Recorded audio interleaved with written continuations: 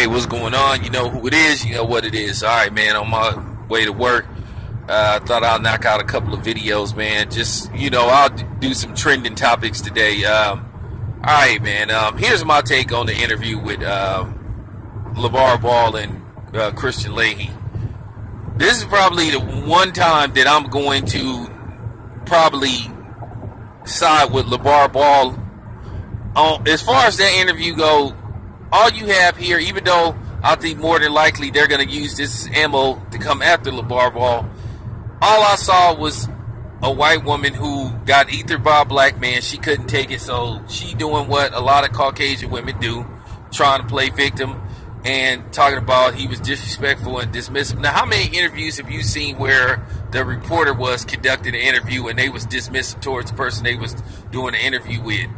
We see this all the time.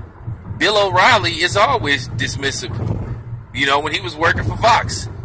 And a lot of times he wouldn't even let you talk. He'd cut you off while you was talking. And, he tried to do that to David Dash. David Dash said, look, hey, man, this is not fair, man. You ask me questions and you're not letting me talk, man.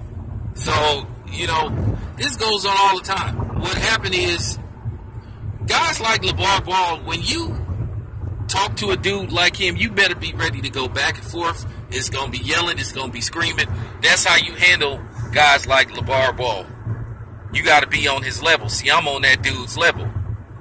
Because, see, guys like him, you can't be what you would call professional to the core. She couldn't handle an interview like that because she ain't used to interviewing dudes that talk like that.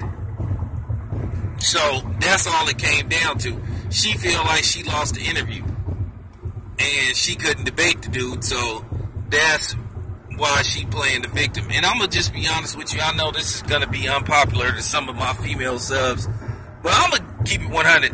A lot of times I just don't like female sports anchors or reporters because at the end of the day, a lot of them shouldn't even be there. But they doing this for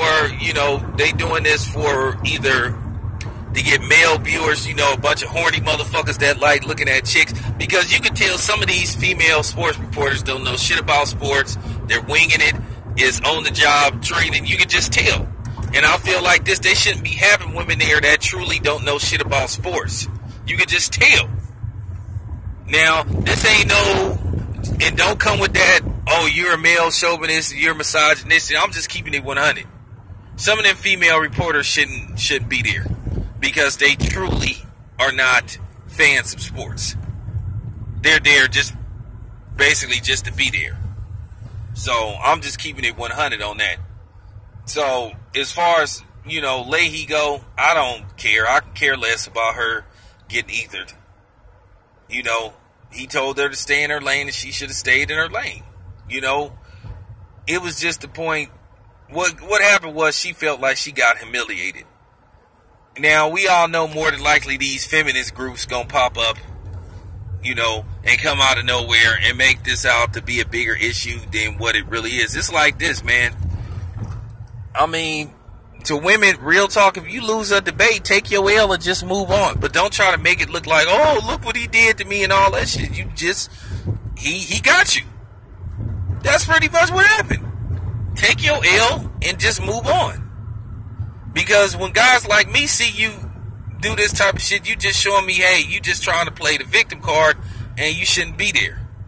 You know what I'm saying? That's what happens. When you do an interview, you got to understand either the reporter going to be out to try to humiliate you in most cases or the other way around. It's one of them situations where you got to be ready to go at all times.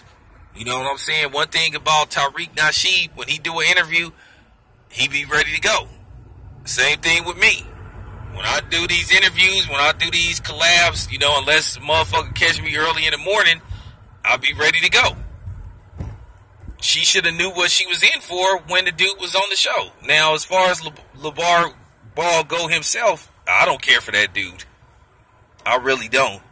Because he's disingenuous 9 out of 10 times he don't tell the truth. As I said before, he got real testy, when he was asked how many pair of those shoes that he actually sold.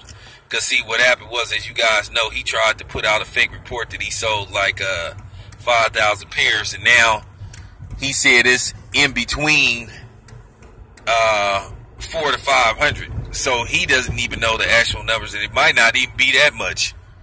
So, I mean, it is what it is, man. I'm out.